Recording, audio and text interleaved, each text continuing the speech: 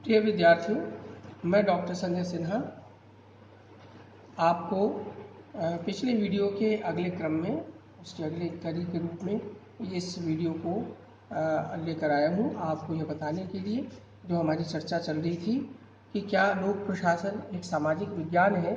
उसके संदर्भ में मैं आज अपनी बात पूरी रखना चाहूँगा। जैसा मैंने पिछले वीडियो में बताया था कि लोक प्रशासन जो है वह उसमें वैज्ञानिकता के लक्षण दिखाई देते हैं। लोक प्रशासन के कुछ निश्चित सिद्धांत होते हैं और संगठन के निर्माण और संचालन में, लेकिन ये पूर्ण विज्ञान इसलिए नहीं है क्योंकि लोक प्रशासन मूलतः मानवीय समस्याओं और मानवीय व्यवहारों का अध्ययन करता है और प्रशासनिक क्रियाओं में मनुष्य भी शामिल है। बिना मनुष्य के प्रशासनिक क्रियाएं नहीं हो सकती। इसीलिए मनुष्य का जो तत्व है वो इसको पूर्ण विज्ञान से रोकता है। जैसा मैंने आपको कहा था कि रॉबर्ट डाल और रॉबर्ट जैक्सन ने इस पॉइंट को हाईलाइट किया था कि लोक प्रशासन पूर्ण विज्ञान नहीं हो सकता क्योंकि इसमें मानवीय तत्व और मूल्य शामिल हैं। अब देखिए, दूसरा जो पक्ष है कि भाई लोक प्रशासन एक कला है। तो कला किसे कहते हैं, विज्ञान किसे कहते हैं, ये तो मैंने आपको बताया कि विज्ञान से तात्पर्य है एक विशेष पद्धति के द्वारा हम किसी विषय के बारे में ज्ञान हासिल करते हैं, जिसकी विशेषता होती है कि वह जो ज्ञान होता है वह सार्वभौमिक और सार्वकालिक होता है। लेकिन कला से तात्पर्य क्या है? कला का मतलब होता है, इसको कह सकते हैं एक्सप्रेशन है, अभिव्यक्ति है। कला एक व्यक्ति की है ना, उसकी विशेष पसंद नापसंद, उसकी सोच, उसकी मूल्य मान्यताएं, उसकी अभिव्यक्ति है और यह व्यक्ति दर व्यक्ति बदल सकती है। इसको यूँ समझें कि आप किसी से पूछें कि भाई आपको सबसे आपका पसंदीदा फूल कौन सा है, विच फ्लावर यू लाइक मोस्ट, तो कोई कहेगा कि मुझे चमेली के फूल बहुत पसंद है, कोई कहेगा गुलाब के, कोई कहेगा हमें मैरीगोल्ड गेंदे का फूल पसंद है, कोई कहेगा कमल का फूल पसंद है। ये निर्भर करता है व्यक्ति की धारणा, उसके मूल्य, विश्वास, उसकी संस्कृति और उसकी पसंद नापसंद क्या है। तो जो बात व्यक्ति दर व्यक्ति बदलती हो, व्यक्ति के धारणा, मूल्य, पसंद, विश्वास पर आधारित हो, उसको हम कला कहते हैं। तो आप देखिए, पेंटिंग है, म्यूज़िक है, ये सब कला है। कला से तात्पर्य है कि हर व्यक्ति के ऊपर ये निर्भर करता है कि वह अपने आप को, अपने विचारों को, भावनाओं को कैसे प्रदर्शित करे। इस संदर्भ में कहूँगा, जैसे आपने सुना होगा शास्त्रीय संगीत।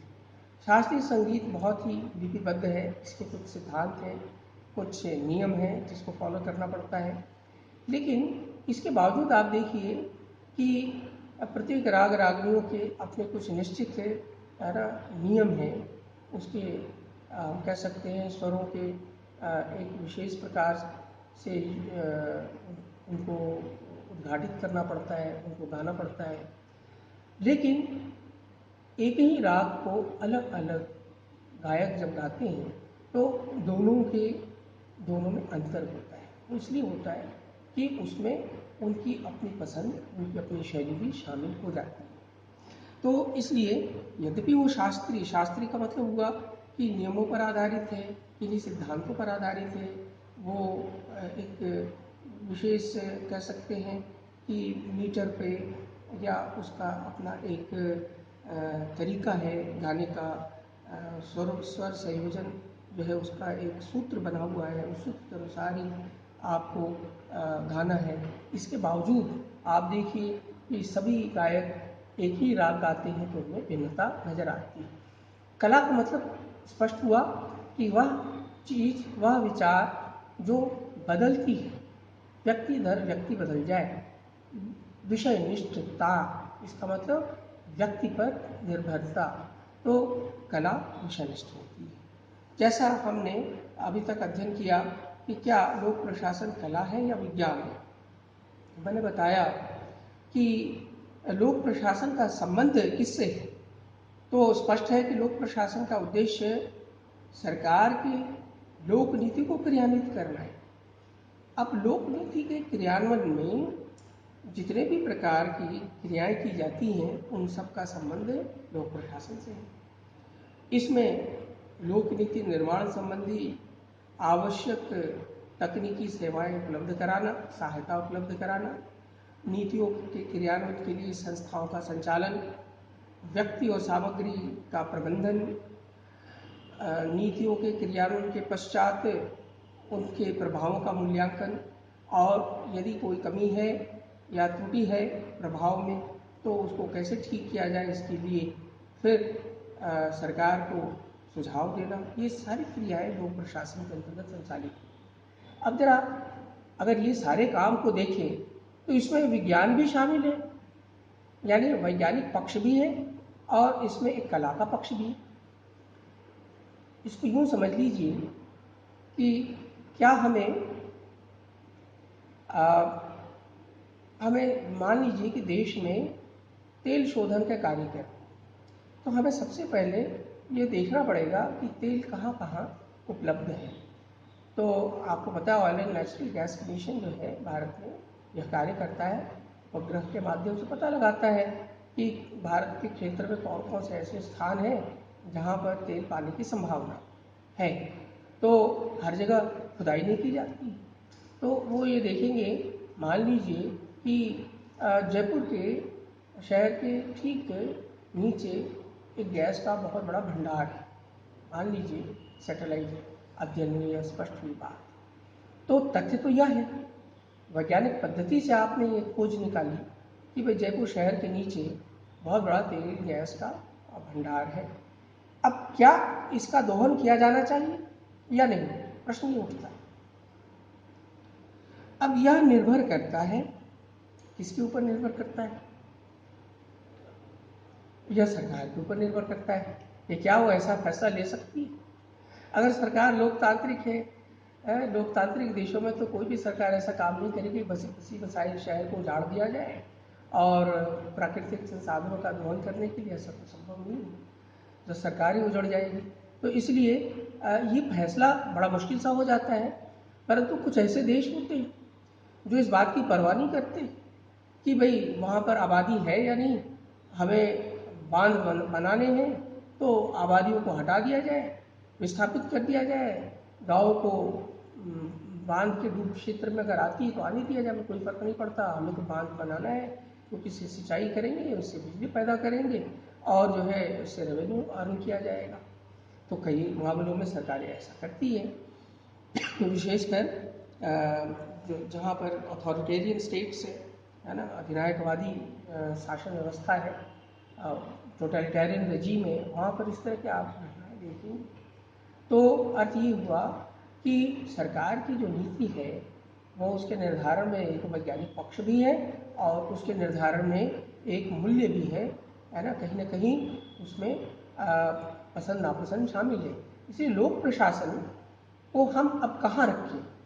क्या यह पूर्ण विज्ञान है? निश्चित रूप से इसका उत्तर क्या होगा, यह पूर्ण विज्ञान नहीं हो सकता, क्योंकि प्रशासन के मूल में मनुष्य मानव व्यवहार शामिल है। दूसरी बात, यह क्या इसमें विज्ञान है ही नहीं, तो यह कहना भी गलत है।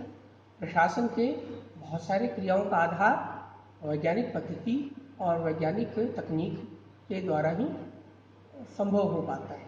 बहुत सारी प्रशासनिक क्रियाएं हैं, जैसे अभी आपने देखा होगा कि डायरेक्ट बैलेंस ट्रांसफर डीबीटी, यानी कि सभी जितने भी नागरिक हैं जो निम्न आय वर्ग के हैं उनके खातों में सरकार ने पैसे है ना ट्रांसफ़र किए। तो अब ये कैसे संभव हुआ? प्रत्येक व्यक्ति के आधार कार्ड बनाए गए, उसका बैंक अकाउंट खोला गया, दोनों को जोड़ा गया और उसके बाद सरकार ने उनको उनके अकाउंट में पैसे ट्रांसफ़र किए। तो इसमें एक वैज्ञानिक पक्ष भी आ गया। अब दूसरा पक्ष ये है कि किनको पैसे दिए जाए, किनको नहीं दिए जाए। तो आपने देखा होगा कि सरकार ने फैसला किया कि महिला, किसी परिवार की जो महिला है, प्रमुख महिला, उसको पैसे दिए जाएंगे, पुरुष को नहीं दिए जाएंगे। तो यह एक मूल्य वाली बात होगी। तो इस प्रकार से डायरेक्ट बेनिफिट ट्रांसफ़र या जो है, ये जो लोगों को धन दिए गए सामाजिक सुरक्षा के नाम पर, लोक कल्याणकारी सरकार होने के नाते यह जो निर्णय लिया गया कि निम्न आय के वर्गों को सरकार के द्वारा वित्तीय सहायता दी जानी चाहिए। तो इसमें दो बातें आ गई, एक इसमें तकनीक भी शामिल हुआ और दूसरा इसमें एक मूल्य भी शामिल हुआ। तो तकनीक किस रूप में शामिल हुआ, तो हमने आधार कार्ड बनाने और बैंक अकाउंट खोलने और उनको लिंक करने ताकि सही लाभार्थी के खाते में ही पैसा जाए, कहीं कोई घोटाला न हो, तो इसमें एक तकनीक शामिल होगी। और जहाँ तक सवाल है कि किसे पैसा मिलना चाहिए, मुखिया को या मुखिया की पत्नी को, तो हमने सरकार ने फैसला किया नहीं, पत्नी को देना चाहिए। मुखिया हो सकता है पैसे का दुरुपयोग करे, पर गृहिणी जो है घर की, वो बेहतर तरीके से पैसों का इस्तेमाल करेगी तो उसको पैसे दिए। इस प्रकार से हम कह सकते हैं कि भाई महिला सशक्तिकरण भी हुआ। तो ये मूल्य की बात है। तो सरकार लोक प्रशासन की जो क्रियाएं हैं उसमें दोनों ही चीज़ें शामिल होती हैं। उसमें आप देखें कि तकनीक भी शामिल है और क्या है, मूल्य भी शामिल है। अब आपसे अगर पूछा जाए कि क्या लोक प्रशासन का एक विज्ञान संभव है, तो इसके बारे में आप ये कह सकते हैं कि चूंकि लोक प्रशासन का उद्देश्य जो है वो समय, संस्कृति, स्थान पर निर्भर करता है। अमेरिका के जो लोक प्रशासन है, वहाँ के सरकार में जो कार्य किए जाते हैं वो अपने स्थान और संस्कृति और आवश्यकताओं, लोगों की आवश्यकताओं के अनुसार वहाँ की नीतियाँ बनती है। भारत की अलग बनती है, चीन की अलग बनती है, ब्रिटेन की अलग बनती है। हर देश की सरकार अपनी जनता को ध्यान में रखकर, उनकी आवश्यकताओं को ध्यान में रखकर, उनकी प्राथमिकताओं को ध्यान में रखकर नीतियाँ बनाती है। तो सभी लोग कल्याणकारी राज्य हैं, लेकिन उनकी प्राथमिकताएं अलग अलग होती हैं। तो चूंकि उद्देश्य सबके भिन्न भिन्न हैं, इसीलिए एक प्रकार की तकनीक और पद्धति नहीं पाई जाएगी। अलग अलग देशों में अलग अलग प्रकार के तकनीक और पद्धति पाई जाएगी। यानी आप ये कहें कि हर देश का प्रशासनिक तंत्र का स्वरूप, कार्य प्रक्रिया, कार्य प्रणाली या उसका व्यवहार एक जैसा हो, तो ये गलत है कहना। क्यों? क्योंकि हर देश की नीतियाँ अलग हैं, कार्यक्रम अलग हैं, प्राथमिकताएं अलग हैं। तो इसलिए जब तक एक समान उद्देश्य नहीं हो तब तक एक जैसा व्यवहार भी नहीं होगा। इसलिए लोक प्रशासन पूर्ण विज्ञान नहीं बन सकता, परंतु आप एक कह सकते हैं कि मान लीजिए, एक कल्पना कर लीजिए, ऐसा भी संभव हो सकता है और ऐसा कई क्षेत्रों में संभव है। जैसे आप देखिए कि अस्पताल का प्रशासन, बड़े बड़े विश्वविद्यालयों का प्रशासन, होटलों का प्रबंधन, आप देखिए इनमें एक बड़ी समानता है। आप किसी भी प्रकार के वायु जो कहते हैं सेवाओं में चले जाएं, चाहे एयर इंडिया में ट्रैवल करें या स्पाइस जेट में ट्रैवल करें या फिर आप जेट एयरलाइंस या विस्तारा, कोई भी एयरलाइंस में जाएं, आप अंदर जब जाएं, प्रवेश करेंगे, वहाँ एक जैसी संस्कृति है। विश्व के जितने भी 5 स्टार कंट्री होटल्स हैं, वहाँ जाएंगे तो आपको एक जैसी संस्कृति मिलेगी। वही एक प्रकार की आपको शैली नज़र आएगी, व्यवहार की शैली, खान पान की शैली, है ना, जैसा आप चाहें आप देखेंगे। अस्पतालों में भी देखेंगे कि सभी बड़े बड़े जो अस्पताल हैं, चाहे वो सरकारी हो चाहे निजी हो, तो काम करने का तौर तरीका एक जैसा ही है। तो इसलिए अगर उद्देश्य एक ही है, अगर उसमें कोई अंतर नहीं है, तो कार्य करने का तरीका भी एक जैसा हो सकता है। इसीलिए बात कही गई है कि व्यक्ति, समाज और राष्ट्र से जुड़ा होने के कारण लोक प्रशासन जो है सार्वभौमिक रूप से समान नहीं हो सकता, लेकिन जहाँ तक इनके उद्देश्यों को प्राप्त करने के तरीकों का प्रश्न है, उसका एक विज्ञान निश्चित है। यानी अमेरिका में भी अगर 4 लेन बनाया जा रहा है, तो सड़क बनाने का जो तकनीक है, वो भारत में भी सड़क बनाने की तकनीक तो वही होगी, है ना। ये बात अलग है, कई बार भ्रष्टाचार हो जाता है, लेकिन तकनीक वही है बनाने की। परमाणु रिएक्टर्स जो बनाए जा रहे हैं अमेरिका में और भारत में बनाए जा रहे हैं, तो परमाणु रिएक्टर बनाने का तरीका एक ही है, वो दो नहीं है। तो इसलिए उद्देश्य अलग हो सकते हैं, परंतु कई बार तरीका एक होता है। अगर उद्देश्य समान है, जैसे मैंने कहा सड़क बनाना है, पुल बनाना है, उद्देश्य समान है तो तरीका भी समान होगा। हाँ, उद्देश्य भिन्न कहाँ होते हैं कि हमारा उद्देश्य है कि हम अपनी अर्थव्यवस्था को बाजार की ताकतों पर छोड़ दें। ये किसी एक सरकार का, खासकर पूंजीवादी देशों की सरकारों का ये उद्देश्य होता है कि वह अर्थव्यवस्था में न्यूनतम हस्तक्षेप करती है, बाजार की ताकतों पर अर्थव्यवस्था को छोड़ देती है। और जबकि समाजवादी देशों में राज्य की जो भूमिका है अर्थव्यवस्था को नियंत्रित और निर्धारित करने, उसमें राज्य की भूमिका ज़्यादा प्रबल होती है। तो इस प्रकार उद्देश्य थोड़ा भिन्न हो गया, तो काम करने के तरीकों में परिवर्तन नज़र आता है। लेकिन जहाँ तक सवाल है, अगर उद्देश्य समान है तो पद्धति भी, तरीके भी समान आपको नजर आएंगे। तो हम बड़े आसानी से बात को कह सकते हैं कि लोक प्रशासन का विज्ञान संभव है यदि हमारे उद्देश्य सार्वभौमिक प्रकृति के हों। यानी अगर सरकारों के जो मूल्य हैं, उनके जो उद्देश्य हैं, जो नैतिकता है, वो अगर एक जैसे होते चले जाएंगे तो काम करने के तौर तरीके भी एक जैसे हो सकते हैं। परंतु अगर भिन्नता है तो फिर पद्धतियों में, तौर तरीकों में भिन्नता नजर आएगी। तो इस प्रकार मैं समझता हूँ आपने इस पूरे विषय को समझ लिया कि भाई लोक प्रशासन क्या एक सामाजिक विज्ञान है या यह एक कला है। तो हम ये क्या यह एक पदार्थ विज्ञान जैसा या विज्ञान है या कला है, तो हम ये कहेंगे कि देखिए न तो यह पूर्ण विज्ञान है न यह पूर्ण कला है। जैसा कि लेवियस मेरियम ने बात कही थी कि लोक प्रशासन जो है वो कैंची के दो फलकों के समान है ना, two sides of a seizure. एक जो ब्लेड है सीजर का, वो क्या करता है, वो काटता है दोनों उसको। एक जो ब्लेड है उसको हम ये मान लें कि वह मूल्य है, और जो दूसरा जो ब्लेड है उसको मान लें तथ्य, है ना। तो कैंची के जिस तरह से दोनों फलकों के बिना किसी चीज़ को हम काट नहीं सकते, उसी तरह मूल्य और तथ्य के बिना कोई कार्य सरकारी या लोक प्रशासन का कोई कार्य संभव नहीं है। दूसरे शब्दों में सरकार की प्रत्येक नीति में कहीं ना कहीं, है ना, मूल्य शामिल होता है और कहीं ना कहीं तथ्य शामिल होता है, यानी विज्ञान शामिल होता है। मूल्य से तात्पर्य कला। तो कला और विज्ञान दोनों के समन्वय से ही लोक प्रशासन जो है कार्य करता है। लोक प्रशासन की प्रकृति समन्वयकारी है इस दृष्टि से। और इसको हम पदार्थ विज्ञान नहीं कहेंगे, ना इसको पूर्ण कला कहेंगे, बल्कि हम इसको क्या कहेंगे, एक सामाजिक विज्ञान, क्योंकि इसकी काम करने की जो शैली है, जो तकनीक है, वो वैज्ञानिक पद्धति पर आधारित होती है। परंतु इसकी जो विषय वस्तु होती है उसके मूल में मनुष्य व्यवहार, समूह व्यवहार शामिल होता है। समाज राष्ट्र के उद्देश्य शामिल होते हैं, जिसका एक पूर्ण विज्ञान कभी संभव नहीं है, जिसका एक सार्वभौमिक अवधारणा संभव नहीं है। इसलिए हम ये कहेंगे यह सामाजिक विज्ञान है, यह पदार्थ विज्ञान नहीं है, यह कला नहीं है, सामाजिक विज्ञान है। और जहाँ तक मूल्य निर्धारण का सवाल है, लोक नीति निर्धारण का सवाल है, इसका तो सार्वभौमिकीकरण करना संभव नहीं है। अलग अलग पैकेज में, अलग अलग खंड में तो हो सकता है। जैसे मैंने आपको कुछ उदाहरण दिए कि बांध बनाना, पुल बनाना, अस्पताल प्रशासन, है ना, एजुकेशन, यूनिवर्सिटी एजुकेशन में आप देखिए करिकुलम लगभग वैश्विक स्तर के होते जा रहे हैं। इंजीनियरिंग की पढ़ाई आज पूरे विश्व में लगभग एक जैसी होती जा रही है, तौर तरीके भी एक जैसे होते जा रहे हैं।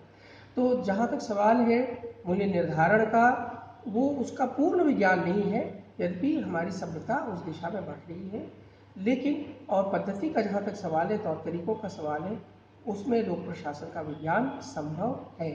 यानी एक छोटे से उदाहरण से ये मैं समाप्त करना चाहूँगा कि देखिए किसी भी शहर के लिए सड़क का होना जरूरी है। सभी शहरों में सड़कें बनाई जाती हैं, तो सड़क तो बनाई ही जाएगी, लेकिन सड़क कहाँ से शुरू की जाए, सबसे पहले कहाँ बनाई जाए, इसका कोई विज्ञान संभव नहीं है। इस पर मतैक्यता स्थापित करना संभव नहीं है। हर शहर के, वहाँ के नागरिकों की अपनी अपनी प्रायोरिटी होती है, वहाँ के मेयर की अपनी अपनी प्रायोरिटी होती है। सड़क तो बनेगी, कहाँ से बनेगी, यह एक मूल्यगत प्रश्न है। पर कैसे बनेगी, इसका एक निश्चित विज्ञान है, सड़क बनाने का एक निश्चित विज्ञान। तो इस उदाहरण से स्पष्ट है लोक प्रशासन जो है वह पूर्ण विज्ञान नहीं पूर्ण कला है, बल्कि यह एक सामाजिक विज्ञान है। इसमें विज्ञान और कला दोनों के तत्व पाए जाते हैं।